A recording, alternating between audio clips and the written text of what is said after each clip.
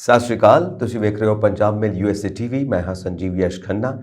ਖਬਰਾਂ ਦੇ ਬੁਲੇਟਿਨ ਦੇ ਵਿੱਚ ਤੁਹਾਡਾ ਸਾਰਿਆਂ ਦਾ ਸਵਾਗਤ। ਖਬਰਾਂ ਦੇ ਬੁਲੇਟਿਨ ਦੇ ਸਪਾਂਸਰਸ ਨੇ ਰੀਮੈਕਸ ਦੇ ਰੀਅਲਟਰ ਗੁਰਜਤਿੰਦਰ ਸਿੰਘ ਰੰਧਾਵਾ। ਤੁਸੀਂ ਹਰ ਤਰ੍ਹਾਂ ਦੀ ਪ੍ਰਾਪਰਟੀ ਖਰੀਦਣ ਅਤੇ ਵੇਚਣ ਲਈ ਉਹਨਾਂ ਨੂੰ ਸੰਪਰਕ ਕਰ ਸਕਦੇ ਹੋ। Phone number 9163209444। ਹੁਣ ਪੇਸ਼ ਨੇ ਚੋਣਵੀਆਂ ਖਬਰਾਂ। ਐਡਵੋਕੇਟ ਧਾਮੀ ਬਣੇ ਸ਼੍ਰੋਮਣੀ ਕਮੇਟੀ ਦੇ ਪ੍ਰਧਾਨ। ਬੀਬੀ ਜਗੀਰ ਕੌਰ ਨੂੰ ਹਰਾ ਕੇ 104 ਵੋਟਾਂ ਨਾਲ ਜਿੱਤੇ। ਕੈਨੇਡਾ ਵਿੱਚ ਇਮੀਗ੍ਰੇਸ਼ਨ ਮੰਤਰੀ ਬਣੀ ਜਲੰਧਰ ਦੀ ਰਾਜਨ ਸਾਹਨੀ। ਪੰਜਾਬੀਆਂ ਵਿੱਚ ਖੁਸ਼ੀ ਦੀ ਲਹਿਰ। ਅਮਰੀਕੀ ਮੱਧਵਰਤੀ ਚੋਣਾਂ। ਡੋਨਾਲਡ ਟਰੰਪ ਸਮਰਥਕ ਹਥਿਆਰ ਚੁੱਕਣ ਤੇ ਅਮਰੀਕਾ ਵਿੱਚ ਖਾਨਾ ਜੰਗੀ ਛੇੜਨ ਦੀਆਂ ਕਿਉਂ ਕਰ ਰਹੇ ਨੇ ਗੱਲਾਂ। ਸ਼੍ਰੋਮਣੀ ਕਮੇਟੀ ਚੋਣਾਂ ਤੋਂ ਐਨ ਪਹਿਲਾਂ ਬਾਦਲ ਪਰਿਵਾਰ ਨੂੰ ਵੱਡਾ ਝਟਕਾ। SGPC ਚੋਣਾਂ ਤੋਂ ਪਹਿਲਾਂ ਸੁਖਦੇਵ ਢੀਂਡਸਾ ਨੇ ਵਲਟੋਹਾ ਨੂੰ ਕੀਤਾ ਸਿੱਧਾ ਚੈਲੰਜ। ਹਰਿਆਣਾ ਵਿੱਚ ਲਾਗੂ ਹੈ ਆਨੰਦ ਮੈਰਿਜ ਐਕਟ। ਪੰਜਾਬ ਵਿੱਚ ਕਈ ਅਸਫਲ ਕੋਸ਼ਿਸ਼ਾਂ ਮਗਰੋਂ ਹੁਣ ਨਜ਼ਰਾਂ ਮਾਨ ਸਰਕਾਰ ਤੇ। ਪਾਕ ਵੱਲੋਂ ਭਾਰਤੀ ਖੇਤਰ ਵਿੱਚ 3 ਵਾਰ ਡਰੋਨ ਦੀ ਦਸਤਕ। BSF ਨੇ ਕੀਤੇ 100 ਤੋਂ ਵੱਧ ਫਾਇਰ।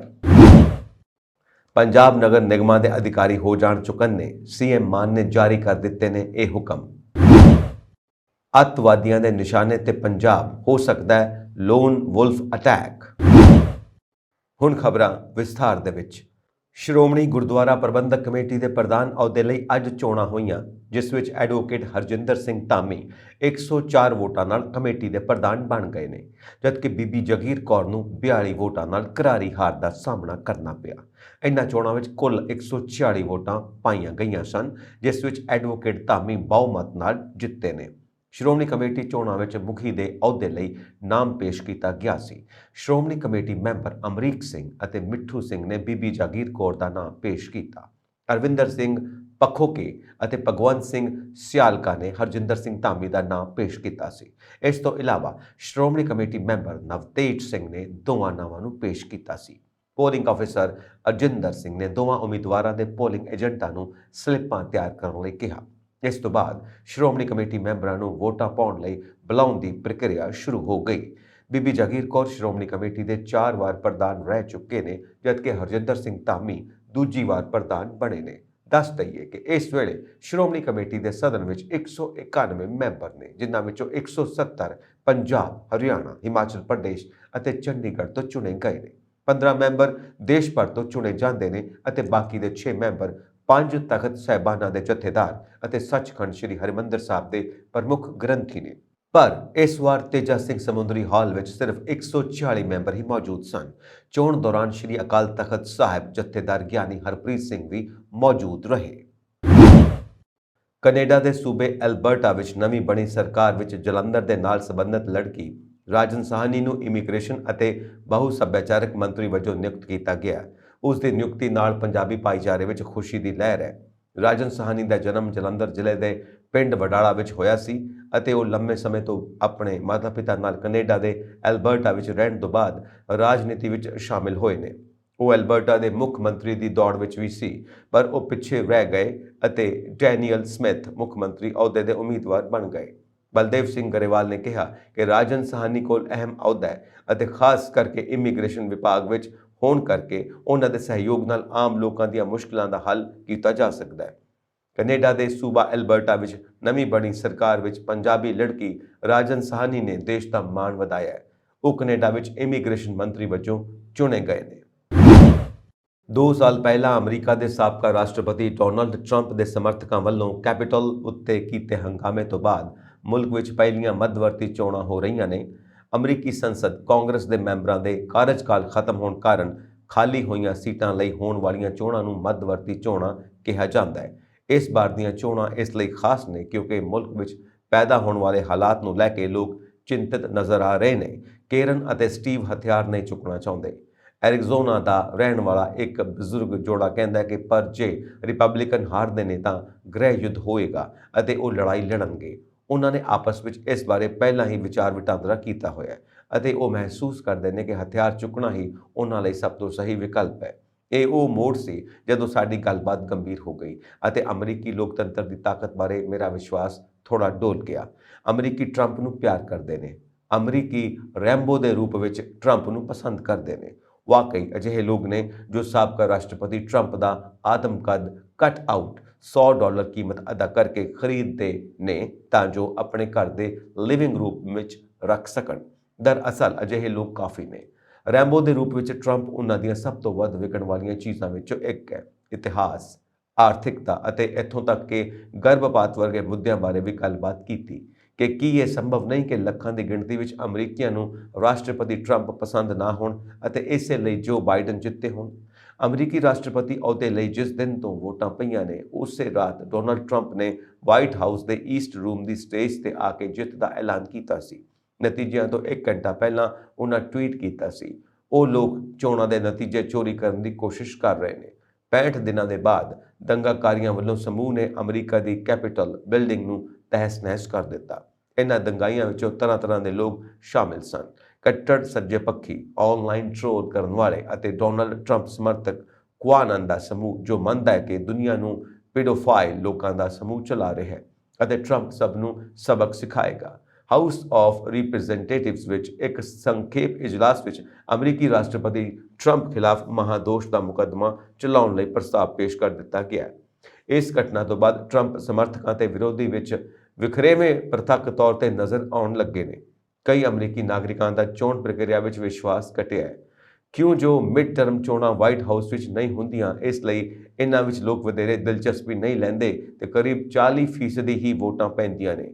ਇਹ ਛੋਟੇ ਪੱਧਰ ਤੇ ਸ਼ੁਰੂ ਹੋਵੇਗੀ, ਜਿਵੇਂ ਕਿ ਸ਼ਹਿਰ ਬਨਾਮ ਸ਼ਹਿਰ, ਸਟੇਟ ਬਨਾਮ ਸਟੇਟ। ਲੋਕ ਦੂਜੇ ਅਮਰੀਕੀ ਖਾਨਾ ਜੰਗੀ ਦੇ ਵਿਚਾਰ ਬਾਰੇ ਹੁਣ ਪਿਛਲੇ ਕਈ ਸਾਲਾਂ ਤੋਂ ਗੱਲ ਕਰ ਰਹੇ ਨੇ। ਸਾਲ 2020 ਦੀਆਂ ਚੋਣਾਂ ਤੋਂ ਲੈ ਕੇ 6 ਜਨਵਰੀ 2021 ਨੂੰ ਕੈਪੀਟੋਲ ਵਿੱਚ ਹੋਏ ਦੰਗਿਆਂ ਤੋਂ ਇਸ ਬਾਰੇ ਵਿਚਾਰ ਕਰਦੇ ਆ ਰਹੇ ਨੇ। ਇਹ ਅਸਲ ਵਿੱਚ ਬਹੁਤ ਖਤਰਨਾਕ ਹੋ ਸਕਦਾ ਹੈ। ਅਮਰੀਕਾ ਵਿੱਚ ਹਰ 2 ਸਾਲ ਬਾਅਦ ਕਾਂਗਰਸ ਲਈ ਚੋਣਾਂ ਹੁੰਦੀਆਂ ਨੇ। ਅੱਜ ਸ਼੍ਰੋਮਣੀ ਕਮੇਟੀ ਦੇ ਪ੍ਰਧਾਨ ਅਤੇ ਹੋਰ ਅਹੁਦੇਦਾਰਾਂ ਦੀ ਚੋਣ ਲਈ ਹੋਣ ਵਾਲੇ ਜਨਰਲ ਇਜਲਾਸ ਵਿੱਚ ਪ੍ਰਧਾਨ ਦੇ ਅਹੁਦੇ ਲਈ VOTING ਹੋ ਰਹੀ ਹੈ। ਅਕਾਲੀ ਦਲ ਨਾਲ ਬਗਾਵਤ ਕਰਕੇ SGPC ਦੇ ਪ੍ਰਧਾਨ ਦੇ ਅਹੁਦੇ ਲਈ ਮੈਦਾਨ ਵਿੱਚ ਉਤਰੀ ਬੀਬੀ ਜਗੀਰ ਕੌਰ ਨੇ ਸਾਰੇ SGPC ਮੁਲਾਜ਼ਮਾਂ ਨੂੰ ਆਜ਼ਾਦ ਮਨ ਨਾਲ ਵੋਟ ਪਾਉਣ ਦੀ ਅਪੀਲ ਕੀਤੀ। ਇਸ ਇਜਲਾਸ ਵਿੱਚ ਹਿੱਸਾ ਲੈਣ ਪਹੁੰਚੀ ਬੀਬੀ ਜਗੀਰ ਕੌਰ ਨੇ ਪੱਤਰਕਾਰਾਂ ਨਾਲ ਗੱਲਬਾਤ ਕਰਦੇ ਹੋਏ ਕਿਹਾ ਕਿ ਉਹ ਕੋਈ ਦਾਅਵਾ ਨਹੀਂ ਕਰਦੇ। ਮੇਰਾ ਸ਼੍ਰੀ ਗੁਰੂ ਰਾਮਦਾਸ ਜੀ ਤੇ ਪੂਰਨ ਵਿਸ਼ਵਾਸ ਹੈ, ਜੋ ਵੀ ਕਰਨਾ ਹੈ ਉਹਨਾਂ ਨੇ ਹੀ ਕਰਨਾ ਹੈ। ਇਸ ਤੋਂ ਇਲਾਵਾ ਬੀਬੀ ਜਗੀਰ ਕੌਰ ਨੇ SGPC ਦੇ ਸਾਰੇ ਮੈਂਬਰ ਉਹਨਾਂ ਦੇ ਨਾਲ ਹੋਣ ਦਾ ਦਾਅਵਾ ਕੀਤਾ। ਇੱਥੇ ਇਹ ਵੀ ਖਾਸ ਤੌਰ ਤੇ ਦੱਸਣਯੋਗ ਹੈ ਕਿ ਅਕਾਲੀ ਦਲ ਵੱਲੋਂ ਉਮੀਦਵਾਰ ਵਜੋਂ ਹਰਜਿੰਦਰ ਸਿੰਘ ਧਾਮੀ ਦੇ ਨਾਂ ਦਾ ਐਲਾਨ ਕੀਤਾ ਜਾ ਚੁੱਕਾ ਹੈ, ਪਰ ਇਸ ਦੇ ਬਾਵਜੂਦ ਪਾਰਟੀ ਦੀ ਰਵਾਇਤ ਮੁਤਾਬਿਕ ਅੱਜ ਬਾਕੀ ਅਹੁਦੇਦਾਰ ਚੁਣਨ ਦਾ ਅਧਿਕਾਰ ਸ਼੍ਰੋਮਣੀ ਅਕਾਲੀ ਦਲ ਨਾਲ ਸੰਬੰਧਿਤ ਕਮੇਟੀ ਮੈਂਬਰਾਂ ਨੇ ਪਾਰਟੀ ਪ੍ਰਧਾਨ ਸੁਖਬੀਰ ਸਿੰਘ ਬਾਦਲ ਨੂੰ ਸੌਂਪ ਦਿੱਤੇ ਨੇ। ਇਨ੍ਹਾਂ ਸ਼੍ਰੋਮਣੀ ਕਮੇਟੀ ਮੈਂਬਰਾਂ ਦੀ ਮੀਟਿੰਗ ਇੱਥੇ ਤੇਜਾ ਸਿੰਘ ਸਮੁੰਦਰੀ ਹਾਲ ਦੇ ਵਿੱਚ ਸਥਿਤ ਦਫ਼ਤਰ ਵਿੱਚ ਹੋਈ। ਮੀਟਿੰਗ ਦੀ ਪ੍ਰਧਾਨਗੀ ਸ਼੍ਰੋਮਣੀ ਅਕਾਲੀ ਦਲ ਦੇ ਪ੍ਰਧਾਨ ਸੁਖਬੀਰ ਸਿੰਘ ਬਾਦਲ ਵੱਲੋਂ ਕੀਤੀ ਗਈ, ਜਿਸ ਵਿੱਚ ਉਹਨਾਂ ਦਾਅਵਾ ਕੀਤਾ ਕਿ ਅਕਾਲੀ ਦਲ ਸ਼੍ਰੋਮਣੀ ਕਮੇਟੀ ਪ੍ਰਧਾਨ ਦੇ ਅਹੁਦੇ ਦੀ ਚੋਣ ਵਿੱਚ ਇਤਿਹਾਸਕ ਜਿੱਤ ਹਾਸਲ ਕਰੇਗਾ। ਸ਼੍ਰੋਮਣੀ ਗੁਰਦੁਆਰਾ ਪ੍ਰਬੰਧਕ ਕਮੇਟੀ ਦੀਆਂ ਚੋਣਾਂ ਤੋਂ ਐਨ ਪਹਿਲਾਂ ਬਾਦਲ ਪਰਿਵਾਰ ਨੂੰ ਉਸ ਸਮੇਂ ਵੱਡਾ ਝਟਕਾ ਲੱਗਾ ਜਦੋਂ ਸਾਬਕਾ ਮੁੱਖ ਸੰਸਦੀ ਸਕੱਤਰ ਅਤੇ ਮੌਜੂਦਾ SGPC ਮੈਂਬਰ ਬਲਵੀਰ ਸਿੰਘ ਕੁੰਨਸ ਬਾਦਲ ਪਰਿਵਾਰ ਖਿਲਾਫ ਆ ਖੜਿਆ। ਉਹਨਾਂ ਨੇ ਆਪਣੇ ਘਰ ਪ੍ਰੈਸ ਕਾਨਫਰੰਸ ਕਰਕੇ ਬਾਦਲ ਪਰਿਵਾਰ ਖਿਲਾਫ ਖੜਨ ਦਾ ਐਲਾਨ ਕੀਤਾ ਅਤੇ ਕਿਹਾ ਕਿ ਸ੍ਰੀ ਗੁਰੂ ਗ੍ਰੰਥ ਸਾਹਿਬ ਜੀ ਦੀ ਬੇਅਦਬੀ ਕਾਰਨ ਮੇਰੀ ਆਤਮਾ ਮੈਨੂੰ ਝੰਜੋੜ ਰਹੀ ਸੀ। ਆਪਣੀ ਆਤਮਾ ਨੂੰ ਸ਼ਾਂਤੀ ਦੇਣ ਲਈ ਮੈਂ ਪ੍ਰੈਸ ਕਾਨਫਰੰਸ ਕੀਤੀ ਹੈ। ਇਸ ਮੌਕੇ ਉਹਨਾਂ ਨਾਲ SGPC ਮੈਂਬਰ ਬਲਦੇਵ ਸਿੰਘ ਚੁੰਗਾ ਵੀ ਹਾਜ਼ਰ ਸਨ, ਜਿਨ੍ਹਾਂ ਨੇ ਪਹਿਲਾਂ ਹੀ ਬਾਦਲ ਪਰਿਵਾਰ ਖਿਲਾਫ ਝੰਡਾ ਚੁੱਕਿਆ ਹੋਇਆ ਹੈ। ਗੱਲਬਾਤ ਕਰਦਿਆਂ ਬਲਵੀਰ ਸਿੰਘ ਕੁੰਨਸ ਨੇ ਕਿਹਾ ਕਿ ਮੈਂ ਜਦੋਂ 15 ਸਾਲਾਂ ਦਾ ਸੀ ਉਦੋਂ ਤੋਂ ਹੀ ਸ਼੍ਰੋਮਣੀ ਅਕਾਲੀ ਦਲ ਨਾਲ ਜੁੜ ਗਿਆ ਸੀ। ਕਰੀਬ 50 ਸਾਲ ਹੋ ਗਏ ਨੇ ਅਕਾਲੀ ਦਲ ਨਾਲ ਜੁੜਿਆ। 1982 ਦੇ ਧਰਮ ਯੁੱਧ ਵਿੱਚ ਵੀ ਹਿੱਸਾ ਲਿਆ, ਜੇਲਾਂ ਕੱਟੀਆਂ, ਪਰ ਅਕਾਲੀ ਦਲ ਤੇ ਬਾਦਲ ਪਰਿਵਾਰ ਨੇ ਹੀ ਕਬਜ਼ਾ ਕੀਤਾ ਹੋਇਆ ਹੈ। ਸ਼੍ਰੋਮਣੀ ਕਮੇਟੀ ਦਾ ਪ੍ਰਧਾਨ ਵੀ ਬਾਦਲ ਪਰਿਵਾਰ ਦੇ ਇਸ਼ਾਰੇ ਤੇ ਬਣਦਾ ਹੈ, ਜਿਸ ਕਾਰਨ ਸ਼੍ਰੋਮਣੀ ਕਮੇਟੀ ਦੇ ਕਿਸੇ ਵੀ ਪ੍ਰਧਾਨ ਦੀ ਵੀ ਹਿੰਮਤ ਨਹੀਂ ਹੁੰਦੀ ਕਿ ਉਹ ਸ੍ਰੀ ਗੁਰੂ ਗ੍ਰੰਥ ਸਾਹਿਬ ਜੀ ਦੀ ਬੇਅਦਬੀ ਲਈ ਮੁਆਫੀ ਮੰਗੇ। ਸ੍ਰੀ ਗੁਰੂ ਗ੍ਰੰਥ ਸਾਹਿਬ ਜੀ ਦੀ ਹੋਈ ਬੇਅਦਬੀ ਕਾਰਨ ਮੈਨੂੰ ਰਾਤਾਂ ਨੂੰ ਨੀਂਦ ਨਹੀਂ ਸੀ ਆਉਂਦੀ, ਇਸ ਲਈ ਮੈਂ ਹੁਣ ਇਸ ਗੱਲ ਲਈ ਮੁਆਫੀ ਮੰਗਣ ਦਾ ਫੈਸਲਾ ਕੀਤਾ, ਬਲਕਿ ਮੈਂ ਮੱਥਾ ਰਗੜ ਕੇ ਮੁਆਫੀ ਮੰਗਾਂਗਾ। ਅਕਾਲ ਤਖਤ ਸਾਹਿਬ ਜੋ ਮੈਨੂੰ ਸਜ਼ਾ ਦੇਵੇਗਾ ਮੈਂ ਉਸ ਨੂੰ ਮੰਨਾਂਗਾ। ਉਹਨਾਂ ਕਿਹਾ ਕਿ ਬੀਬੀ ਜਗੀਰ ਕੌਰ ਨੇ ਬਾਦਲ ਪਰਿਵਾਰ ਖਿਲਾਫ ਮੋਰਚਾ ਖੋਲ੍ਹ ਕੇ ਵੱਡੀ ਹਿੰਮਤ ਦਿਖਾਈ ਹੈ, ਜਿਸ ਲਈ ਉਹ ਵਧਾਈ ਦੇ ਪਾਤਰ ਨੇ। ਮੈਂ ਹੋਰ SGPC ਮੈਂਬਰਾਂ ਨੂੰ ਵੀ ਬੇਨਤੀ ਕਰਾਂਗਾ ਕਿ ਉਹ ਬੀਬੀ ਜਗੀਰ ਕੌਰ ਵਾਂਗ ਹਿੰਮਤ ਦਿਖਾਉਣ। ਸ਼੍ਰੋਮਣੀ ਅਕਾਲੀ ਦਲ ਸੰਯੁਕਤ ਦੇ ਪ੍ਰਧਾਨ ਸੁਖਦੇਵ ਸਿੰਘ ਢੀਂਡਸਾ ਨੇ ਐਸਜੀਪੀਸੀ ਚੋਣਾਂ ਤੋਂ ਪਹਿਲਾਂ ਅਕਾਲੀ ਆਗੂ ਵਿਰਸਾ ਸਿੰਘ ਵਲਟੋਹਾ ਨੂੰ ਸਿੱਧਾ ਚੈਲੰਜ ਕੀਤਾ। ਸੁਖਦੇਵ ਸਿੰਘ ਢੀਂਡਸਾ ਨੇ ਕਿਹਾ ਕਿ ਜੇਕਰ ਉਹ 25 ਤੋਂ ਹੇਠਾਂ ਘੱਟ ਵੋਟਾਂ ਤੇ ਹਾਰਦੇ ਨੇ ਤਾਂ ਉਹ ਸਿਆਸਤ ਛੱਡ ਦੇਣਗੇ। ਸੁਖਦੇਵ ਸਿੰਘ ਢੀਂਡਸਾ ਨੇ ਸੀਨੀਅਰ ਅਕਾਲੀ ਆਗੂ ਵਿਰਸਾ ਸਿੰਘ ਵਲਟੋਹਾ ਨੂੰ ਸਿੱਧਾ ਚੈਲੰਜ ਕਰਦਿਆਂ ਕਿਹਾ ਕਿ ਜੇਕਰ ਅਸੀਂ 25 ਤੋਂ ਜ਼ਿਆਦਾ ਵੋਟਾਂ ਲੈਂਦੇ ਹਾਂ ਤਾਂ ਕੀ ਅਕਾਲੀ ਦਲ ਦੇ ਪ੍ਰਧਾਨ ਸੁਖਬੀਰ ਬਾਦਲ ਪਾਰਟੀ ਦੀ ਪ੍ਰਧਾਨਗੀ ਛੱਡ ਦੇਣਗੇ। ਐਸਜੀਪੀਸੀ ਚੋਣਾਂ ਤੋਂ ਪਹਿਲਾਂ ਇਹਨਾਂ ਦੋਹਾਂ ਆਗੂਆਂ ਵਿਚਕਾਰ ਤਿੱਖੀ ਬਹਿਸਬਾਜ਼ੀ ਹੋਈ। ਦੱਸਣਯੋਗ ਹੈ ਕਿ ਵਿਰਸਾ ਸਿੰਘ ਵਲਟੋਹਾ ਨੇ ਕਿਹਾ ਸੀ ਕਿ ਜੇਕਰ 25 ਤੋਂ ਘੱਟ ਵੋਟਾਂ ਮਿਲੀਆਂ ਤਾਂ ਕੀ ਸੁਖਦੇਵ ਸਿੰਘ ਢੀਂਡਸਾ ਸਿਆਸਤ ਛੱਡ ਦੇਣਗੇ ਜਾਂ ਹੁਣ ਸੁਖਦੇਵ ਸਿੰਘ ਢੀਂਡਸਾ ਵੱਲੋਂ ਵਲਟੋਹਾ ਨੂੰ ਸਿੱਧਾ ਚੈਲੰਜ ਕੀਤਾ ਗਿਆ ਹੈ। ਦੱਸਣਯੋਗ ਹੈ ਕਿ ਐਸਜੀਪੀਸੀ ਚੋਣਾਂ ਲਈ ਸੁਖਦੇਵ ਸਿੰਘ ਢੀਂਡਸਾ ਵੱਲੋਂ ਬੀਤੇ ਦਿਨ ਬੀਬੀ ਜਾਗੀਰ ਕੌਰ ਦੇ ਹੱਕ ਵਿੱਚ ਨਿੱਤਰਦਿਆਂ ਮੀਟਿੰਗ ਕੀਤੀ ਗਈ ਸੀ। ਉਹਨਾਂ ਨੇ ਕਿਹਾ ਸੀ ਕਿ ਸੁਖਬੀਰ ਬਾਦਲ ਲੰਮੇ ਸਮੇਂ ਤੋਂ ਗੁਰੂ ਘਰਾਂ ਦੀਆਂ ਗੋਲਕਾਂ ਦੀ ਲੁੱਟ ਕਰਦੇ ਹੋਏ ਹਰੇਕ ਰੈਲੀ ਅਤੇ ਸਮਾਗਮਾਂ ਵਿੱਚ ਗੁਰੂ ਘਰਾਂ ਦੇ ਲੰਗਰ ਅਤੇ ਸਾਧਨ ਵਰਤ ਰਹੇ ਨੇ। ਸ਼੍ਰੀ ਗੁਰੂ ਨਾਨਕ ਦੇਵ ਜੀ ਦੇ 553ਵੇਂ ਪ੍ਰਕਾਸ਼ ਪੁਰਬ ਮੌਕੇ ਤੇ ਮੁੱਖ ਮੰਤਰੀ ਭਗਵੰਤ ਮਾਨ ਨੇ ਸੂਬੇ ਵਿੱਚ ਸਿੱਖ ਧਰਮ ਲਈ ਵੱਖਰੇ ਤੌਰ ਤੇ ਆਨੰਦ ਮੈਰਿਜ ਐਕਟ ਲਾਗੂ ਕਰਨ ਦਾ ਐਲਾਨ ਕੀਤਾ, ਪਰ ਇਸ ਮਾਮਲੇ ਵਿੱਚ ਬੀਤੇ ਸਮੇਂ ਦਾ ਤਜਰਬਾ ਕੌੜਾ ਰਿਹਾ ਹੈ। ਸੂਬੇ ਵਿੱਚ ਅਫਸਰਸ਼ਾਹੀ ਨੇ ਕਦੇ ਵੀ ਇਸ ਐਕਟ ਨੂੰ ਲਾਗੂ ਨਹੀਂ ਹੋਣ ਦਿੱਤਾ। ਇਸ ਨੂੰ ਅਕਾਲੀ ਭਾਜਪਾ ਸਰਕਾਰ ਨੇ ਅਪ੍ਰੈਲ 2016 ਵਿੱਚ ਲਾਗੂ ਕੀਤਾ ਸੀ, ਪਰ ਲਾਗੂ ਹੋਣ ਦੀ ਤਾਰੀਖ ਤੋਂ ਸੂਬੇ ਵਿੱਚ ਇਸ ਐਕਟ ਤਹਿਤ ਕੋਈ ਵੀ ਵਿਆਹ ਰਜਿਸਟਰਡ ਨਹੀਂ ਕੀਤਾ ਜਾ ਸਕਿਆ। ਦਸਤਾਵੇਜ਼ਾਂ ਵਿੱਚ ਤਾਂ ਪੰਜਾਬ ਵਿੱਚ ਆਨੰਦ ਮੈਰਿਜ ਐਕਟ ਲਾਗੂ ਹੈ, ਪਰ ਕੰਪਿਊਟਰ ਪ੍ਰੋਗਰਾਮ ਵਿੱਚ ਇਸ ਦੀ ਕੋਈ ਵਿਵਸਥਾ ਨਹੀਂ, ਜਿਸ ਕਾਰਨ ਹਰ ਸਿੱਖ ਜੋੜੇ ਦਾ ਵਿਆਹ ਹਿੰਦੂ ਧਰਮ ਅਨੁਸਾਰ ਹੀ ਰਜਿਸਟਰਡ ਹੁੰਦਾ ਹੈ। ਜਦੋਂ ਇਹ ਐਕਟ 2016 ਵਿੱਚ ਅਕਾਲੀ ਭਾਜਪਾ ਸਰਕਾਰ ਨੇ ਲਾਗੂ ਕੀਤਾ ਤਾਂ ਉਸ ਵੇਲੇ ਦੀ ਸਰਕਾਰ ਇਸ ਨੂੰ ਲਾਗੂ ਕਰਵਾਉਣ ਵਿੱਚ ਅਸਫਲ ਰਹੀ ਸੀ। ਬਾਅਦ ਵਿੱਚ ਜਦੋਂ ਕੈਪਟਨ ਅਮਰਿੰਦਰ ਸਿੰਘ ਦੀ ਸਰਕਾਰ ਆਈ ਤਾਂ ਸਿੱਖ ਜਥੇਬੰਦੀਆਂ ਦੇ ਦਬਾਅ ਕਾਰਨ ਇਸ ਨੂੰ ਸੂਬੇ ਵਿੱਚ ਲਾਗੂ ਕਰਨ ਲਈ ਸਾਰੇ ਜ਼ਿਲ੍ਹਿਆਂ ਦੇ ਡਿਪਟੀ ਕਮਿਸ਼ਨਰਾਂ ਨੇ ਸਰਕਾਰੀ ਪੱਤਰ ਜਾਰੀ ਕੀਤੇ। ਜਦੋਂ ਪਹਿਲੀ ਵਾਰ ਕੋਈ ਨਤੀਜਾ ਨਾ ਨਿਕਲਿਆ ਤਾਂ ਸਰਕਾਰ ਨੇ ਮੁੜ ਸਖਤ ਪੱਤਰ ਕੱਢਿਆ। ਦੂਜੇ ਪੱਤਰ ਵਿੱਚ ਸਮੂਹ ਡਿਪਟੀ ਕਮਿਸ਼ਨਰਾਂ ਨੂੰ ਆਨੰਦ ਮੈਰਿਜ ਐਕਟ ਦਾ ਵਰਣਨ ਕਰਦੇ ਹੋਏ ਕੰਪਿਊਟਰ ਐਪਲੀਕੇਸ਼ਨ ਡਾਊਨਲੋਡ ਕਰਨ ਲਈ ਕਿਹਾ ਗਿਆ ਸੀ। ਵੈਬਸਾਈਟ ਦੇ ਆਨੰਦ ਮੈਰਿਜ ਐਕਟ ਦਾ ਕੋਈ ਟੈਬ ਨਹੀਂ ਹੈ। ਇਸ ਲਈ ਆਨੰਦ ਮੈਰਿਜ ਐਕਟ ਆਉਣ ਤੇ ਕੰਪਿਊਟਰ ਇਸ ਨੂੰ ਆਟੋਮੈਟਿਕ ਢੰਗ ਨਾਲ ਨਾਮਨਜ਼ੂਰ ਕਰ ਦਿੰਦਾ ਹੈ। ਪੰਜਾਬ ਵਿੱਚ ਆਨੰਦ ਮੈਰਿਜ ਐਕਟ ਲਾਗੂ ਹੋਣ ਤੋਂ ਬਾਅਦ ਪਿਛਲੀ ਸਰਕਾਰ ਦੇ ਕਾਰਜਕਾਲ ਦੌਰਾਨ ਇਸ ਐਕਟ ਤਹਿਤ ਰਜਿਸਟ੍ਰੇਸ਼ਨ ਕਰਵਾਉਣ ਲਈ 2000 ਦੇ ਲਗਭਗ ਅਰਜ਼ੀਆਂ ਆਈਆਂ ਸਨ। ਇਹ ਵਿਆਹ ਰਜਿਸਟਰਡ ਤਾਂ ਹੋਏ, ਪਰ ਸਿਰਫ ਹਿੰਦੂ ਮੈਰਿਜ ਐਕਟ ਤਹਿਤ। ਪੰਜਾਬ ਦੇ ਗ੍ਰਹਿ ਮਹਿਕਮੇ ਵੱਲੋਂ ਪ੍ਰਾਪਤ ਜਾਣਕਾਰੀ ਅਨੁਸਾਰ ਇਸ ਸੰਬੰਧੀ ਸਰਕਾਰ ਨੇ 2 ਵਾਰ ਸਾਰੇ ਡਿਪਟੀ ਕਮਿਸ਼ਨਰਾਂ ਨੂੰ ਪੱਤਰ ਜਾਰੀ ਕਰਕੇ ਉਹਨਾਂ ਕੋਲੋਂ ਇਸ ਬਾਰੇ ਜਵਾਬ ਮੰਗਿਆ ਸੀ, ਪਰ ਸੂਬੇ ਦੇ ਕਿਸੇ ਵੀ ਰਜਿਸਟਰਾਰ ਦਫ਼ਤਰ ਨੇ ਆਪਣੇ ਕੰਪਿਊਟਰ ਵਿੱਚ ਆਨੰਦ ਮੈਰਿਜ ਐਕਟ ਨੂੰ ਇੰਸਟਾਲ ਨਹੀਂ ਕੀਤਾ। ਸੂਬੇ ਦੀਆਂ ਤਹਿਸੀਲਾਂ ਨਵਾਂ ਸ਼ਹਿਰ, ਬਲਾਚੌਰ, ਬੰਗਾ, ਦਸੂਹਾ, ਗੜ੍ਹਸ਼ੰਕਰ ਅਤੇ ਮੁਕੇਰੀਆਂ ਨੇ ਹੀ ਸਰਕਾਰ ਦੇ ਪੱਤਰ ਦਾ ਜਵਾਬ ਦਿੱਤਾ, ਜਦੋਂ ਕਿ ਬਾਕੀਆਂ ਨੇ ਕੋਈ ਜਵਾਬ ਨਹੀਂ ਦਿੱਤਾ। ਮੁਸ਼ਕਿਲ ਉਹਨਾਂ ਸਿੱਖ ਜੋੜਿਆਂ ਨੂੰ ਹੁੰਦੀ ਹੈ ਜਿਨ੍ਹਾਂ ਨੇ ਵਿਦੇਸ਼ ਜਾਣ ਲਈ ਵੀਜ਼ਾ ਅਪਲਾਈ ਕਰਨਾ ਹੁੰਦਾ ਹੈ। ਉਹਨਾਂ ਨੂੰ ਦੇਸ਼ ਅਤੇ ਖਾਸ ਤੌਰ ਤੇ ਵਿਦੇਸ਼ ਵਿੱਚ ਕਈ ਸਮੱਸਿਆਵਾਂ ਦਾ ਸਾਹਮਣਾ ਕਰਨਾ ਪੈਂਦਾ ਹੈ, ਜੋ ਸਿੱਖ ਜੋੜਿਆਂ ਦੇ ਵਿਆਹ ਆਨੰਦ ਮੈਰਿਜ ਐਕਟ ਤਹਿਤ ਰਜਿਸਟਰਡ ਹੋ ਜਾਣ ਦਾ ਉਹਨਾਂ ਨੂੰ ਦੁਬਾਰਾ ਵਿਆਹ ਰਜਿਸਟਰਡ ਕਰਵਾਉਣ ਦੀ ਲੋੜ ਨਹੀਂ ਪੈਂਦੀ। ਦਿਲਚਸਪ ਗੱਲ ਇਹ ਹੈ ਕਿ ਗੁਆਂਢੀ ਸੂਬਾ ਹਰਿਆਣਾ ਇਸ ਐਕਟ ਨੂੰ ਲਾਗੂ ਕਰਨ ਵਾਲਾ ਪਹਿਲਾ ਸੂਬਾ ਹੈ। ਇਸ ਤੋਂ ਬਾਅਦ ਮੇਘਾਲਿਆ ਅਤੇ ਫਿਰ ਝਾਰਖੰਡ ਨੇ ਇਸ ਐਕਟ ਨੂੰ ਨੋਟੀਫਾਈ ਕੀਤਾ। ਪੰਜਾਬ ਨੇ ਇਸ ਐਕਟ ਨੂੰ 16 ਅਪ੍ਰੈਲ 2016 ਨੂੰ ਨੋਟੀਫਾਈ ਕੀਤਾ ਸੀ, ਜੋ ਅਜੇ ਤੱਕ ਵੀ ਅਸਲ ਢੰਗ ਨਾਲ ਲਾਗੂ ਨਹੀਂ ਹੋ ਸਕਿਆ। ਬੀਤੀ ਰਾਤ ਫਿਰੋਜ਼ਪੁਰ ਦੀ ਭਾਰਤ-ਪਾਕ ਸਰਹੱਦ ਤੇ ਡਰੋਨ ਦੇਖੇ ਜਾਣ ਦਾ ਸਮਾਚਾਰ ਪ੍ਰਾਪਤ ਹੋਇਆ ਹੈ। ਜਾਣਕਾਰੀ ਮੁਤਾਬਿਕ BSF ਵੱਲੋਂ ਬੀਤੀ ਰਾਤ 10 ਤੋਂ 11 ਵਜੇ ਦੇ ਕਰੀਬ ਪਾਕਿਸਤਾਨ ਵੱਲੋਂ ਭਾਰਤ ਵਿੱਚ ਡਰੋਨ ਆਉਂਦੇ ਦੇਖੇ ਗਏ, ਜਿਸ ਨੂੰ ਦੇਖਦਿਆਂ ਹੀ ਸਰਹੱਦ ਤੇ ਤੈਨਾਤ BSF ਵੱਲੋਂ ਜਵਾਨਾਂ ਵੱਲੋਂ 100 ਤੋਂ ਜ਼ਿਆਦਾ ਫਾਇਰ ਕੀਤੇ ਗਏ ਅਤੇ ਇਸ ਤੋਂ ਇਲਾਵਾ ਈਲੂ ਬੰਬ ਚਲਾਏ। ਮਿਲੀ ਜਾਣਕਾਰੀ ਮੁਤਾਬਿਕ ਇਹ ਡਰੋਨ BOP ਜਗਦੀਸ਼ ਦੇ ਇਲਾਕੇ ਵਿੱਚ ਦੇਖੇ ਗਏ। BSF ਵੱਲੋਂ BOP ਜਗਦੀਸ਼ ਅਤੇ ਆਸ-ਪਾਸ ਦੇ ਇਲਾਕੇ ਵਿੱਚ ਤਲਾਸ਼ੀ ਮੁਹਿੰਮ ਚਲਾਈ ਗਈ, ਜਿਸ ਦੌਰਾਨ ਪਿੰਡ ਵਹਾਕੇਵਾਲਾ ਵਿੱਚ ਇੱਕ ਡਰੋਨ ਮਿਲਿਆ। ਡਰੋਨ ਬਰਾਮਦ ਕੀਤੇ ਜਾਣ ਤੇ ਪੁਲਿਸ ਫੋਰਸ ਵੀ ਉੱਥੇ ਪਹੁੰਚ ਗਈ ਅਤੇ BSF ਅਤੇ ਪੰਜਾਬ ਪੁਲਿਸ ਵੱਲੋਂ ਸਾਂਝੇ ਆਪਰੇਸ਼ਨ ਜਾਰੀ ਕੀਤੇ ਗਏ। ਜ਼ਿਕਰਯੋਗ ਹੈ ਕਿ ਪਹਿਲੀ ਵਾਰ 'ਚ ਅਸਮਾਨ ਵਿੱਚ ਰੋਸ਼ਨੀ ਦੇਖੀ ਗਈ ਅਤੇ ਪਾਕਿਸਤਾਨ ਵੱਲੋਂ ਭਾਰਤੀ ਸਰਹੱਦ ਵਿੱਚ ਡਰੋਨ ਜਿਹੀ ਚੀਜ਼ ਦਾਖਲ ਹੁੰਦੀ ਨਜ਼ਰ ਆਈ, ਜਿਸ ਨੂੰ ਹੇਠਾਂ ਸੁੱਟਣ ਲਈ ਜਵਾਨਾਂ ਨੇ ਉਸ ਤੇ ਫਾਇਰਿੰਗ ਕੀਤੀ।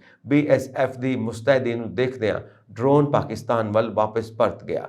ਦੂਜੀ ਅਤੇ ਤੀਜੀ ਵਾਰ 11 ਵਜੇ ਦੇ ਕਰੀਬ ਫਿਰ ਤੋਂ ਡਰੋਨ ਗਤੀਵਿਧੀਆਂ ਦੇਖੀਆਂ ਗਈਆਂ ਅਤੇ ਜਵਾਨਾਂ ਨੇ ਮੁੜ ਤੋਂ ਗੋਲੀਬਾਰੀ ਕੀਤੀ ਅਤੇ ਈਲੂ ਬੰਬ ਚਲਾਏ, ਜਿਸ ਤੋਂ ਬਾਅਦ ਡਰੋਨ ਪਾਕਿਸਤਾਨ ਵਾਪਸ ਚਲੇ ਗਏ। ਦੱਸਿਆ ਜਾ ਰਿਹਾ ਕਿ ਅਜਿਹੇ ਵਿੱਚ ਡਰੋਨ ਉੱਡਣ ਦੀਆਂ ਆਵਾਜ਼ਾਂ ਸਰਹੱਦੀ ਪਿੰਡ ਗੰਦੂ ਕਿਲਚਾ ਦੇ ਲੋਕਾਂ ਨੂੰ ਸੁਣਾਈ ਦਿੱਤੀਆਂ। ਸੂਤਰਾਂ ਤੋਂ ਪ੍ਰਾਪਤ ਜਾਣਕਾਰੀ ਮੁਤਾਬਿਕ ਤੀਸਰੀ ਵਾਰ ਆਇਆ ਇਹ ਡਰੋਨ ਕਾਫੀ ਦੇਰ ਤੱਕ ਭਾਰਤੀ ਸਰਹੱਦ ਵਿੱਚ ਰਿਹਾ ਅਤੇ ਇਸ ਦੀ ਕਾਰਵਾਈ ਵਿੱਚ BSF ਵੱਲੋਂ ਡਰੋਨ ਨੂੰ ਹੇਠਾਂ ਸੁੱਟਣ ਲਈ 100 ਤੋਂ ਜ਼ਿਆਦਾ ਗੋਲੀਆਂ ਚਲਾਈਆਂ ਗਈਆਂ ਅਤੇ 10 ਤੋਂ 15 ਈਲੂ ਬੰਬ ਸੁੱਟੇ ਗਏ। BSF ਵੱਲੋਂ BOP ਜਗਦੀਸ਼ ਅਤੇ ਆਸ-ਪਾਸ ਦੇ ਇਲਾਕੇ ਵਿੱਚ ਤਲਾਸ਼ੀ ਮੁਹਿੰਮ ਚਲਾਈ ਜਾ ਰਹੀ ਹੈ ਅਤੇ ਜੋ ਇਸ ਤੋਂ ਪਤਾ ਲਗਾ ਸਕੇਗੀ ਕਿ ਕੋਈ ਚੀਜ਼ ਸਰਹੱਦ ਪਾਰ ਤੋਂ ਇੱਧਰ ਤਾਂ ਨਹੀਂ ਭੇਜੀ ਗਈ। ਆਮ ਆਦਮੀ ਪਾਰਟੀ ਦੀ ਸਰਕਾਰ ਨੇ ਪਿਛਲੀ ਸਰਕਾਰ ਦੇ ਸਮੇਂ ਵਿੱਚ ਭ੍ਰਸ਼ਟਾਚਾਰ ਕਰਕੇ ਆਪਣੀ ਜਾਇਦਾਦ ਬਣਾਉਣ ਵਾਲੇ ਅਧਿਕਾਰੀਆਂ ਖਿਲਾਫ ਕਾਰਵਾਈ ਕਰਨ ਦੀ ਰਣਨੀਤੀ ਕਰਨੀ ਸ਼ੁਰੂ ਕਰ ਦਿੱਤੀ ਹੈ। ਇਸ ਤਹਿਤ ਸਰਕਾਰ ਨੇ A ਅਤੇ B ਕੈਟਾਗਰੀ ਦੇ ਸਰਕਾਰੀ ਅਧਿਕਾਰੀਆਂ ਤੋਂ ਉਹਨਾਂ ਦੀ ਜਾਇਦਾਦ ਦੀ ਰਿਟਰਨ ਦੇ ਵੇਰਵੇ ਮੰਗੇ ਨੇ ਅਤੇ ਅਧਿਕਾਰੀਆਂ ਨੂੰ ਉਹਨਾਂ ਦੀ ਜਾਇਦਾਦ ਬਾਰੇ ਮੁਕੰਮਲ ਜਾਣਕਾਰੀ ਪੰਜਾਬ ਸਰਕਾਰ ਨੂੰ ਭੇਜਣ ਦੇ ਹੁਕਮ ਦਿੱਤੇ ਨੇ। ਇਸ ਤਹਿਤ ਪੰਜਾਬ ਸਰਕਾਰ ਦੇ ਲੋਕਲ ਬਾਡੀਜ਼ ਵਿਭਾਗ ਨੇ ਸੂਬੇ ਦੀਆਂ ਸਾਰੀਆਂ ਨਗਰ ਨਿਗਮਾਂ, ਨਗਰ ਕੌਂਸਲਾਂ ਨੂੰ ਪੱਤਰ ਜਾਰੀ ਕਰਕੇ ਆਪਣੇ A ਅਤੇ B ਸ਼੍ਰੇਣੀ ਦੇ ਅਧਿਕਾਰੀਆਂ ਦੀ ਜਾਇਦਾਦ ਬਾਰੇ ਜਾਣਕਾਰੀ ਮੰਗੀ ਹੈ। ਪੱਤਰ ਅਨੁਸਾਰ ਨਗਰ ਨਿਗਮ ਦੀ B&R, O&M, ਬਿਲਡਿੰਗ ਬ੍ਰਾਂਚ, ਬਾਗਬਾਨੀ, ਟੈਕਸ, ਤਹਿਬਾਜ਼ਾਰੀ, ਅਮਲਾ ਬ੍ਰਾਂਚ ਸਮੇਤ ਨਿਗਮ ਦੇ ਵਿੱਚ ਕੰਮ ਕਰਦੇ ਸਾਰੇ SE, ਐਕਸੀਅਨ, SDO, JE, ਸਕੱਤਰ, ਸੁਪਰੀਡੈਂਟ ਇੰਸਪੈਕਟਰਾਂ ਦੀਆਂ ਜਾਇਦਾਦਾਂ ਦੀਆਂ ਰਿਟਰਨਾਂ ਰਿਕਾਰਡ ਕਰਦੇ ਹੋਏ ਅਗਲੇ 15 ਦਿਨਾਂ ਦੇ ਅੰਦਰ ਰਿਪੋਰਟ ਭੇਜਣ ਦੇ ਹੁਕਮ ਦਿੱਤੇ ਨੇ। ਇਸ ਤੋਂ ਇਲਾਵਾ ਵਿਭਾਗ ਵੱਲੋਂ ਇਹ ਰਿਕਾਰਡ ਨਾ ਦੇਣ ਵਾਲੇ ਅਧਿਕਾਰੀਆਂ ਅਤੇ ਮੁਲਾਜ਼ਮਾਂ ਦੇ ਨਾਵਾਂ ਦੀ ਸੂਚੀ ਭੇਜਣ ਦੇ ਹੁਕਮ ਦਿੱਤੇ ਗਏ ਨੇ ਤਾਂ ਜੋ ਉਨ੍ਹਾਂ ਖਿਲਾਫ ਵਿਭਾਗੀ ਕਾਰਵਾਈ ਕੀਤੀ ਜਾ ਸਕੇ। ਇਸ ਦੇ ਨਾਲ ਹੀ ਅਜਿਹਾ ਨਾ ਕਰਨ ਤੇ ਨਿਗਮ ਦੇ ਸੰਬੰਧਿਤ ਅਧਿਕਾਰੀਆਂ ਖਿਲਾਫ ਵਿਭਾਗੀ ਕਾਰਵਾਈ ਵੀ ਕੀਤੀ ਜਾਵੇਗੀ। ਇਸ ਤੋਂ ਇਲਾਵਾ ਵਿਭਾਗ ਨੇ ਅਧਿਕਾਰੀਆਂ ਮੁਲਾਜ਼ਮਾਂ ਦੀਆਂ ਜਾਇਦਾਦਾਂ ਦੀਆਂ ਰਿਟਰਨਾਂ ਦੀ ਜਾਣਕਾਰੀ ਵੈਬ ਪੋਰਟਲ IHRMS ਤੇ ਅਪਲੋਡ ਕਰਨ ਦੇ ਹੁਕਮ ਵੀ ਦਿੱਤੇ ਨੇ। ਹਾਲਾਂਕਿ ਇਹ ਸਾਰਾ ਰਿਕਾਰਡ 9 ਅਗਸਤ ਨੂੰ ਮੰਗਿਆ ਗਿਆ ਸੀ ਪਰ ਨਿਗਮ ਵੱਲੋਂ ਵੇਰਵੇ ਨਹੀਂ ਭੇਜੇ ਗਏ। ਇਸੇ ਲਈ ਲੋਕਲ ਬਾਡੀ ਵਿਭਾਗ ਦੀ ਤਰਫੋਂ ਮੁੜ ਪੱਤਰ ਜਾਰੀ ਕਰਕੇ ਇਹਨਾਂ ਹੁਕਮਾਂ ਦੀ ਸਖਤੀ ਨਾਲ ਪਾਲਣਾ ਕਰਨ ਦੇ ਨਿਰਦੇਸ਼ ਜਾਰੀ ਕੀਤੇ ਗਏ ਨੇ। ਸਰਕਾਰ ਵੱਲੋਂ ਮੰਗੀ ਗਈ ਇਸ ਸੂਚਨਾ ਤੋਂ ਬਾਅਦ ਨਿਗਮ ਦੀ ਸਟਾਫ ਸ਼ਾਖਾ ਨੇ ਬਠਿੰਡਾ ਨਿਗਮ ਦੇ A ਅਤੇ B ਗਰੁੱਪ ਦੇ ਅਧਿਕਾਰੀਆਂ ਅਤੇ ਮੁਲਾਜ਼ਮਾਂ ਦੀਆਂ ਜਾਇਦਾਦਾਂ ਦੀ ਰਿਟਰਨ ਦੀ ਜਾਣਕਾਰੀ ਇਕੱਠੀ ਕਰਨੀ ਸ਼ੁਰੂ ਕਰ ਦਿੱਤੀ ਹੈ ਪਰ ਜ਼ਿਆਦਾਤਰ ਅਧਿਕਾਰੀ ਆਪਣੀ ਜਾਇਦਾਦ ਦੀ ਰਿਟਰਨ ਦੇਣ ਤੋਂ ਝਿਜਕ ਰਹੇ ਨੇ। ਅਮਲਾ ਸ਼ਾਖਾ ਦੀ ਤਰਫੋਂ ਸਰਕਾਰ ਵੱਲੋਂ ਭੇਜੇ ਪੱਤਰ ਦੀ ਕਾਪੀ ਨਿਗਮ ਕਮਿਸ਼ਨਰ ਸਮੇਤ ਨਿਗਮ ਦੀਆਂ ਸਾਰੀਆਂ ਸ਼ਾਖਾ ਮੁਖੀਆਂ ਨੂੰ ਭੇਜੀ ਗਈ ਹੈ। ਪਾਕਿਸਤਾਨ ਦੀ ਖੁਫੀਆ ਏਜੰਸੀ ISI ਪੰਜਾਬ ਵਿੱਚ ਆਪਣੇ ਮਨਸੂਬਿਆਂ ਨੂੰ ਅਮਲੀ ਜਾਮਾ ਪਹਿਨਾਉਣ ਲਈ ਅੱਤਵਾਦੀ ਸੰਗਠਨਾਂ ਰਾਹੀਂ ਲੋਨ ਵੁਲਫ ਅਟੈਕ ਕਰਨ ਦੀ ਤਿਆਰੀ ਕਰ ਰਹੀ ਹੈ। ਅੰਮ੍ਰਿਤਸਰ ਵਿੱਚ ਹਿੰਦੂ ਨੇਤਾ ਸੁਧੀਰ ਸੂਰੀ ਦੇ ਕਤਲ ਤੋਂ ਬਾਅਦ ਸੂਬੇ ਦੀਆਂ ਸੁਰੱਖਿਆ ਏਜੰਸੀਆਂ ਵੀ ਹਾਈ ਅਲਰਟ ਤੇ ਨੇ।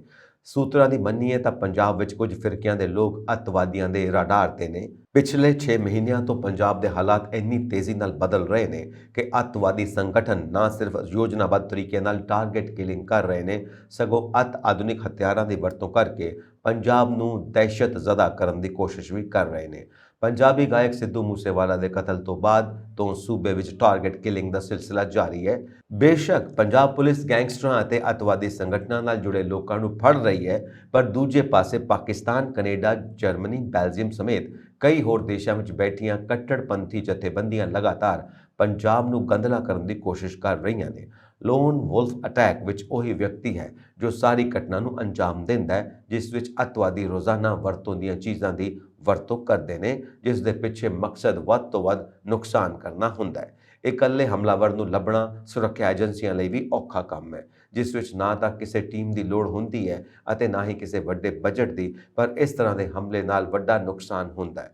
ਪੰਜਾਬ ਦੀਆਂ ਸੁਰੱਖਿਆ ਏਜੰਸੀਆਂ ਲਗਾਤਾਰ ਹਾਈ ਅਲਰਟ ਤੇ ਚੱਲ ਰਹੀਆਂ ਨੇ। ਸਿੱਧੂ ਮੂਸੇਵਾਲਾ ਦਾ ਕਤਲ, ਪੰਜਾਬ ਦੇ ਖੁਫੀਆ ਵਿਭਾਗ ਤੇ ਬੰਬ ਧਮਾਕਾ, ਤਰਨਤਾਰਨ ਵਿੱਚ ਕੱਪੜਾ ਵਪਾਰੀ ਦਾ ਕਤਲ, ਅੰਮ੍ਰਿਤਸਰ ਵਿੱਚ ਹਿੰਦੂ ਨੇਤਾ ਸੁਧੀਰ ਸੂਰੀ ਕਤਲ ਕਾਂਡ ਵਰਗੇ ਕਈ ਮਾਮਲੇ ਸਾਹਮਣੇ ਆਏ ਨੇ ਜਿਨ੍ਹਾਂ ਰਾਹੀਂ ਅੱਤਵਾਦੀ ਸੰਗਠਨ ਪੰਜਾਬ ਵਿੱਚ ਆਪਣਾ ਪ੍ਰਚਾਰ ਲਗਾਤਾਰ ਲਾਗੂ ਕਰ ਰਹੇ ਨੇ। ਇੱਕ ਪਾਸੇ ਅੱਤਵਾਦੀ ਸੰਗਠਨ ਪੰਜਾਬ ਵਿੱਚ ਕੱਟੜਵਾਦ ਫੈਲਾਉਣ ਦੀ ਕੋਸ਼ਿਸ਼ ਕਰ ਰਹੇ ਨੇ ਜਦਕਿ ਦੂਜੇ ਪਾਸੇ ਟਾਰਗੇਟ ਕਿਲਿੰਗ ਨੂੰ ਅੰਜਾਮ ਦਿੱਤਾ ਜਾ ਰਿਹਾ ਹੈ ਜੋ ਪੰਜਾਬ ਲਈ ਵੱਡੇ ਪੱਧਰ ਦੀ ਖਤਰੇ ਦੀ ਘੰਟੀ ਹੈ।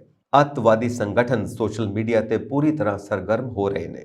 ਬੇਸ਼ੱਕ ਸੂਬੇ ਦਾ ਸਾਈਬਰ ਸੈੱਲ ਇਹਨਾਂ ਤੇ ਨਜ਼ਰ ਰੱਖ ਰਿਹਾ ਹੈ ਪਰ ਹਰ ਘਟਨਾ ਤੋਂ ਬਾਅਦ, ਟਾਰਗੇਟ ਕਿਲਿੰਗ ਤੋਂ ਬਾਅਦ, ਬੰਬ ਧਮਾਕੇ ਤੋਂ ਬਾਅਦ ਅੱਤਵਾਦੀ ਸੰਗਠਨ ਸੋਸ਼ਲ ਮੀਡੀਆ ਤੇ ਆਪਣੀ ਜ਼ਿੰਮੇਵਾਰੀ ਲੈ ਰਹੇ ਨੇ। ਅੱਜ ਸੋਸ਼ਲ ਮੀਡੀਆ ਰਾਹੀਂ ਅੱਤਵਾਦੀ ਜਥੇਬੰਦੀਆਂ ਪੰਜਾਬ ਵਿੱਚ ਕੱਟੜਵਾਦ ਦਾ ਮਾਹੌਲ ਪੈਦਾ ਕਰਨ ਦੀ ਕੋਸ਼ਿਸ਼ ਕਰ ਰਹੀਆਂ ਨੇ। ਬੇਸ਼ੱਕ ਪੰਜਾਬ ਪੁਲਿਸ ਹਰ ਸਥਿਤੀ ਨਾਲ ਨਜਿੱਠਣ ਦੇ ਸਮਰੱਥ ਹੈ, ਪਰ ਵਿਦੇਸ਼ਾਂ ਵਿੱਚ ਬੈਠੇ ਦੇਸ਼ ਵਿਰੋਧੀ ਜਥੇਬੰਦੀਆਂ ਦੇ ਇਹ ਲੋਕ ਕਿਤੇ ਨਾ ਕਿਤੇ ਆਪਸੀ ਭਾਈਚਾਰਕ ਸਾਂਝ ਨੂੰ ਉਬਾਲਣ ਦੀ ਕੋਸ਼ਿਸ਼ ਕਰ ਰਹੇ ਨੇ। ਪਿਛਲੇ 1 ਸਾਲ ਤੋਂ ਪੰਜਾਬ ਦਾ ਮਾਹੌਲ ਖਰਾਬ ਕਰਨ ਵਾਲੇ ਗੈਂਗਸਟਰਾਂ ਅਤੇ ਅੱਤਵਾਦੀ ਸੰਗਠਨਾਂ ਨਾਲ ਇਕਜੁੱਟ ਹੋ ਕੇ ਲੜਨ ਦੀ ਲੋੜ ਹੈ। ਭਵਿੱਖ ਵਿੱਚ ਪੰਜਾਬ ਪੁਲਿਸ, ਖੁਫੀਆ ਵਿਭਾਗ ਅਤੇ ਸੁਰੱਖਿਆ ਏਜੰਸੀਆਂ ਆਪਣਾ ਕੰਮ ਕਰ ਰਹੀਆਂ ਨੇ, ਪਰ ਸੂਬੇ ਦੇ ਹਰ ਨਾਗਰਿਕ ਨੂੰ ਵੀ ਸੁਚੇਤ ਰਹਿਣ ਦੀ ਲੋੜ ਹੈ। ਲੁਕਵੇਂ ਢੰਗ ਨਾਲ ਹਮਲਾ ਕਰਨ ਵਾਲੀਆਂ ਵਿਦੇਸ਼ੀ ਤਾਕਤਾਂ ਦਾ ਸਖਤ ਜਵਾਬ ਦੇਣ ਦੀ ਲੋੜ ਹੈ। ਬੇਸ਼ੱਕ ਅੱਤਵਾਦੀ ਜਥੇਬੰਦੀਆਂ ਸੂਬੇ ਦੀ ਨੌਜਵਾਨ ਪੀੜ੍ਹੀ ਨੂੰ ਆਪਣੇ ਨਾਲ ਲੈ ਕੇ ਆਪਣੇ ਮਕਸਦ ਨੂੰ ਕਾਮਯਾਬ ਕਰਨ ਲਈ ਹਰ ਸੰਭਵ ਯਤਨ ਕਰ ਰਹੀਆਂ ਨੇ, ਪਰ ਚੌਂਕ ਹੋਇਆ ਪੰਜਾਬ ਦੇ ਸੁਰੱਖਿਆ ਬਲਾਂ ਨੂੰ ਮੂੰਹ ਤੋੜਵਾਂ ਜਵਾਬ ਦੇਣ ਲਈ ਪੂਰੀ ਤਰ੍ਹਾਂ ਤਿਆਰ ਹੈ। ਪੰਜਾਬ ਸਰਕਾਰ ਨੇ ਟੈਕਸ ਚੋਰੀ ਰੋਕਣ ਲਈ ਟੈਕਸ ਇੰਟੈਲੀਜੈਂਸ ਵਿੰਗ ਦੀ ਸਥਾਪਨਾ ਨੂੰ ਹਰੀ ਝੰਡੀ ਦੇ ਦਿੱਤੀ ਹੈ। ਵਿੱਤ ਮੰਤਰੀ ਹਰਪਾਲ ਸਿੰਘ ਚੀਮਾ ਨੇ ਬਜਟ ਸੈਸ਼ਨ ਦੌਰਾਨ 27 ਜੂਨ ਨੂੰ ਟੈਕਸ ਇੰਟੈਲੀਜੈਂਸ ਵਿੰਗ ਦੀ ਸਥਾਪਨਾ ਦਾ ਐਲਾਨ ਕੀਤਾ ਸੀ, ਤਾਂ ਜੋ ਟੈਕਸ ਚੋਰੀ ਰੋਕਣ ਲਈ ਸਭ ਮੋਹਰੀਆਂ ਨੂੰ ਬੰਦ ਕੀਤਾ ਜਾ ਸਕੇ। ਪੰਜਾਬ ਸਰਕਾਰ ਨੇ ਹੁਣ ਟੈਕਸ ਇੰਟੈਲੀਜੈਂਸ ਵਿੰਗ ਦੀ ਬਣਤਰ ਅਤੇ ਅਮਲੇ ਦੀ ਸ਼ਮੂਲੀਅਤ ਆਦਿ ਬਾਰੇ ਪ੍ਰਵਾਨਗੀ ਦੇ ਦਿੱਤੀ ਹੈ। ਟੈਕਸ ਇੰਟੈਲੀਜੈਂਸ ਵਿੰਗ ਦੀ ਅਗਵਾਈ ਵਧੀਕ ਕਮਿਸ਼ਨਰ ਕਰਨਗੇ, ਜਦੋਂ ਕਿ ਇਸ ਵਿੱਚ ਇੱਕ ਸੰਯੁਕਤ ਕਮਿਸ਼ਨਰ, 3 ETOs, 6 ਇੰਸਪੈਕਟਰਾਂ ਤੋਂ ਇਲਾਵਾ ਮਾਹਿਰ ਸ਼ਾਮਿਲ ਹੋਣਗੇ। ਇਹਨਾਂ ਵਿੱਚ ਸਾਈਬਰ, ਕਾਨੂੰਨੀ ਤੇ ਕਾਰੋਬਾਰੀ ਮਾਹਿਰਾਂ ਨੂੰ ਸ਼ਾਮਿਲ ਕੀਤਾ ਜਾਣਾ ਹੈ। ਇੱਕ ਕੇਂਦਰੀ ਯੂਨਿਟ ਤੋਂ ਇਲਾਵਾ 2 ਯੂਨਿਟਾਂ ਦੀ ਸਥਾਪਨਾ ਵੀ ਕੀਤੀ ਜਾਣੀ ਹੈ, ਜਿਸ ਲਈ ਵੱਖਰਾ ਸਟਾਫ ਹੋਵੇਗਾ। ਵਿੱਤ ਮੰਤਰੀ ਹਰਪਾਲ ਸਿੰਘ ਚੀਮਾ ਨੇ ਦਾਅਵਾ ਕੀਤਾ ਕਿ ਡੇਟਾ ਸਿਸਟਮ ਜ਼ਰੀਏ ਸਰਕਾਰ ਨੂੰ ਹੁਣ ਤੱਕ 107 ਕਰੋੜ ਰੁਪਏ ਦੀ ਆਮਦਨ ਹੋਈ ਹੈ। ਉਨ੍ਹਾਂ ਕਿਹਾ ਕਿ ਟੈਕਸ ਇੰਟੈਲੀਜੈਂਸ ਵਿੰਗ ਦੀ ਸਥਾਪਤੀ ਨਾਲ ਇਕੱਠੀ ਟੈਕਸਾਂ ਦੀ ਚੋਰੀ ਹੀ ਨਹੀਂ ਰੁਕੇਗੀ, ਬਲਕਿ ਸਰਕਾਰ ਦੀ ਆਮਦਨ ਵਿੱਚ ਵੀ ਵਾਧਾ ਹੋਵੇਗਾ। ਉਨ੍ਹਾਂ ਕਿਹਾ ਕਿ ਫਰਜ਼ੀ ਬਿੱਲਾਂ ਨੂੰ ਫੜਨਾ ਸੌਖਾ ਹੋ ਜਾਵੇਗਾ। ਉਨ੍ਹਾਂ ਕਿਹਾ ਕਿ ਟੈਕਸਾਂ ਦੀ ਚੋਰੀ ਰੋਕਣ ਲਈ ਗੁਪਤ ਆਪਰੇਸ਼ਨ ਚਲਾਉਣ ਦੀ ਵੀ ਸੌਖ ਮਿਲੇਗੀ। ਆਮ ਆਦਮੀ ਪਾਰਟੀ ਵੱਲੋਂ ਦਿੱਲੀ ਦੇ ਮੁੱਖ ਮੰਤਰੀ ਅਰਵਿੰਦ ਕੇਜਰੀਵਾਲ, ਪੰਜਾਬ ਦੇ ਮੁੱਖ ਮੰਤਰੀ ਭਗਵੰਤ ਮਾਨ, ਗਾਇਕ ਅਨਮੋਲ ਗਗਨ ਮਾਨ ਅਤੇ ਕ੍ਰਿਕਟਰ ਹਰਭਜਨ ਸਿੰਘ ਸਮੇਤ 20 ਵਿਅਕਤੀਆਂ ਦੇ ਨਾਂ ਗੁਜਰਾਤ ਵਿਧਾਨ ਸਭਾ ਚੋਣਾਂ ਲਈ ਸਟਾਰ ਪ੍ਰਚਾਰਕਾਂ ਵਜੋਂ ਸ਼ਾਮਿਲ ਕੀਤੇ ਗਏ ਨੇ। ਇਹਨਾਂ 20 ਵਿਅਕਤੀਆਂ ਦੀ ਸੂਚੀ ਚੋਣ ਕਮਿਸ਼ਨ ਨੂੰ ਸੌਂਪ ਦਿੱਤੀ ਗਈ ਹੈ।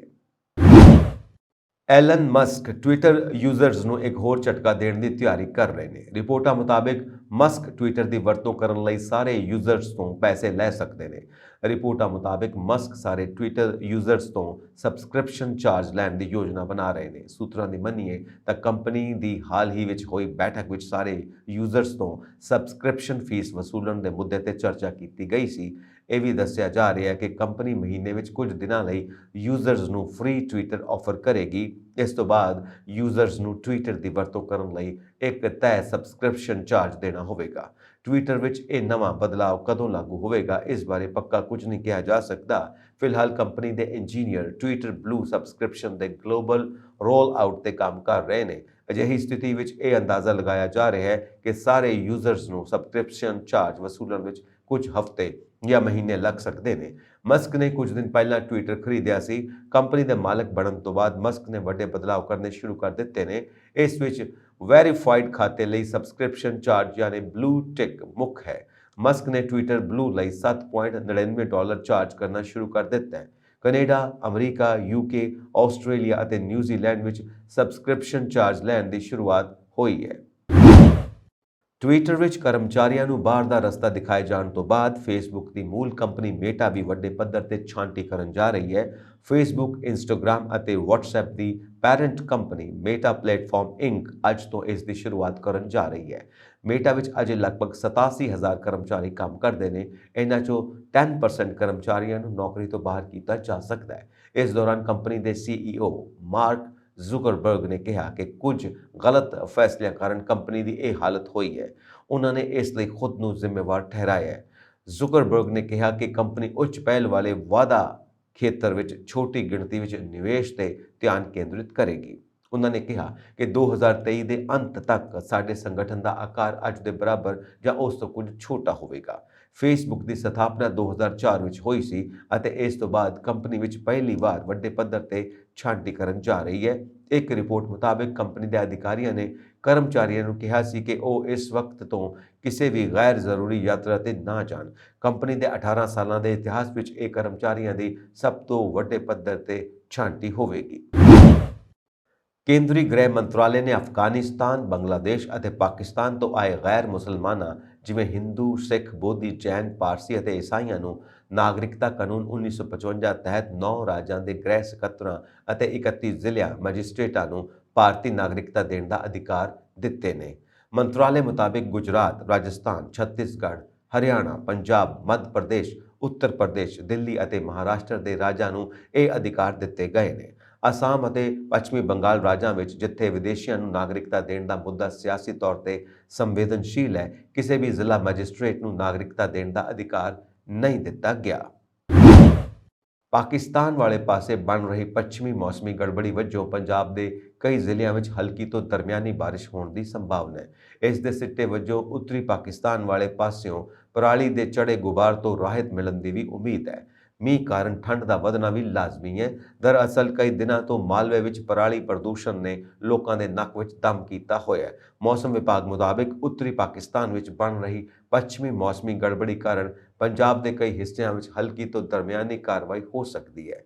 ਮੌਸਮ ਵਿਭਾਗ ਨੇ 9 ਅਤੇ 10 ਨਵੰਬਰ ਨੂੰ ਮੀਂਹ ਪੈਣ ਦੀ ਸੰਭਾਵਨਾ ਪ੍ਰਗਟਾਈ ਹੈ। ਇੱਥੇ ਇਹ ਵੀ ਖਾਸ ਤੌਰ ਤੇ ਦੱਸਣਯੋਗ ਹੈ ਕਿ ਪਿਛਲੇ ਕਈ ਦਿਨਾਂ ਤੋਂ ਮਾਮਲੇ ਵਿੱਚ ਪਰਾਲੀ ਸਾੜਨ ਦੇ ਮਾਮਲੇ ਜ਼ਿਆਦਾ ਸਾਹਮਣੇ ਆ ਰਹੇ ਨੇ, ਜਿਸ ਕਰਕੇ ਬੱਚਿਆਂ ਅਤੇ ਬਜ਼ੁਰਗਾਂ ਨੂੰ ਖਾਸ ਕਰਕੇ ਸਿਹਤ ਸੰਬੰਧੀ ਮੁਸ਼ਕਲਾਂ ਦਾ ਸਾਹਮਣਾ ਕਰਨਾ ਪੈ ਰਿਹਾ ਹੈ। ਜੇ ਬਾਰਿਸ਼ ਪੈਂਦੀ ਹੈ ਤਾਂ ਅਸਮਾਨੀ ਚੜਿਆ ਗੁਬਾਰ ਉਤਰਨ ਦੀ ਸੰਭਾਵਨਾ ਹੈ, ਜਿਸ ਕਰਕੇ ਲੋਕਾਂ ਨੂੰ ਰਾਹਤ ਮਿਲੇਗੀ। ਮੌਸਮ ਵਿਭਾਗ ਅਨੁਸਾਰ ਬੁੱਧਵਾਰ ਨੂੰ ਪੰਜਾਬ ਦੇ ਜ਼ਿਲ੍ਹਾ ਗੁਰਦਾਸਪੁਰ, ਅੰਮ੍ਰਿਤਸਰ, ਪਠਾਨਕੋਟ, ਲੁਧਿਆਣਾ, ਰੋਪੜ, ਹੁਸ਼ਿਆਰਪੁਰ ਅਤੇ ਪਟਿਆਲਾ ਵਿੱਚ ਗਰਜ ਨਾਲ ਹਲਕੀ ਤੋਂ ਦਰਮਿਆਨੀ ਬਾਰਿਸ਼ ਹੋ ਸਕਦੀ ਹੈ। ਇਸ ਸਰਦ ਰੁੱਤ ਦੌਰਾਨ ਧੁੰਦ ਦੀ ਸ਼ੁਰੂਆਤ ਵੀ 10 ਨਵੰਬਰ ਤੋਂ ਹੋ ਸਕਦੀ ਹੈ। ਇਸ ਤੋਂ ਇਲਾਵਾ ਮੌਸਮ ਵਿਭਾਗ ਨੇ 10 ਅਤੇ 11 ਨਵੰਬਰ ਨੂੰ ਸੰਘਣੀ ਧੁੰਦ ਪੈਣ ਦਾ ਕਿਆਸ ਲਾਇਆ ਹੈ, ਜਿਸ ਨਾਲ ਸੜਕੀ ਆਵਾਜਾਈ ਵਿੱਚ ਵੀ ਮੁਸ਼ਕਲਾਂ ਆ ਸਕਦੀਆਂ ਨੇ। ਪੰਜਾਬ ਦੇ ਜ਼ਿਲ੍ਹਾ ਬਰਨਾਲਾ, ਫਤਿਹਗੜ੍ਹ ਸਾਹਿਬ, ਮੁਹਾਲੀ, ਰੋਪੜ, ਪਟਿਆਲਾ, ਜਲੰਧਰ, ਅੰਮ੍ਰਿਤਸਰ, ਪਠਾਨਕੋਟ, ਨਵਾਂ ਸ਼ਹਿਰ, ਕਪੂਰਥਲਾ, ਲੁਧਿਆਣਾ ਵਿੱਚ ਸੰਘਣੀ ਧੁੰਦ ਪੈਣ ਦੀ ਸੰਭਾਵਨਾ ਜਤਾਈ ਗਈ ਹੈ। ਇਹ ਸਨ ਅੱਜ ਦੀਆਂ ਮੁੱਖ ਖਬਰਾਂ। ਹੋਰ ਅਪਡੇਟਸ ਦੇ ਲਈ ਵੇਖਦੇ ਰਹੋ ਪੰਜਾਬ ਮੇਲ USA TV। ਸਬਸਕ੍ਰਾਈਬ ਕਰੋ ਪੰਜਾਬ ਮੇਲ USA TV। ਸਤਿ ਸ਼੍ਰੀ ਅਕਾਲ ਜੀ।